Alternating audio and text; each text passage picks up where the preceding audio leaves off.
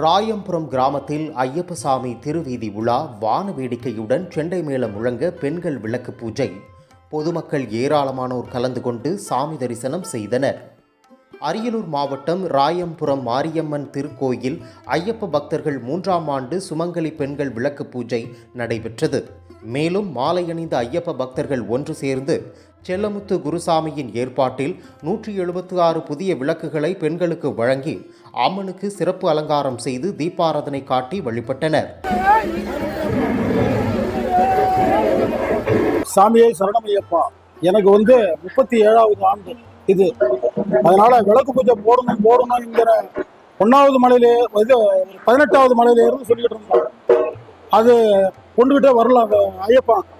அதனால இந்த 3 ஆண்டா இந்த விளக்கு பூசையை ரொம்ப சிறப்பான முறையில் நடத்திக்கிட்டு இருக்கிறோம். சாமி ராயம்புரத்தில் எல்லாம் 176 விளக்கு நாங்களே சாமிமார்களே அனைவரும் சேர்ந்து விளக்கு எடுத்து கொடுத்துருக்கிறோம்.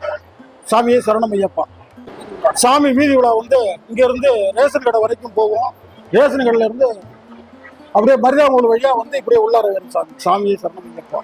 பின்னர் பெண்கள் விளக்கு பூஜை முக்கிய வீதிகள் வழியாக கேரள செண்டை மேளம் முழங்க நடைபெற்றது.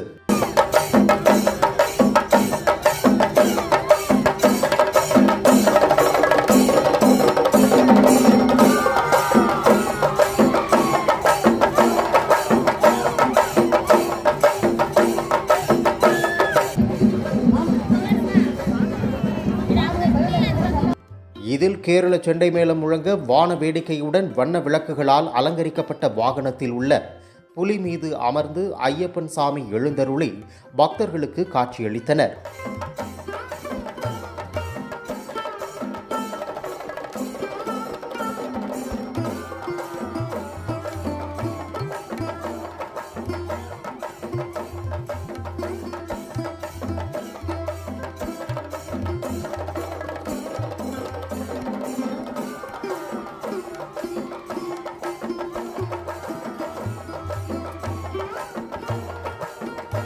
இதில் ராயம்புரம் சுற்றுவட்டார பகுதிகளில் இருந்து ஏராளமான பக்தர்கள் கலந்து கொண்டு சாமி தரிசனம் செய்து வழிபட்டு சென்றனர்.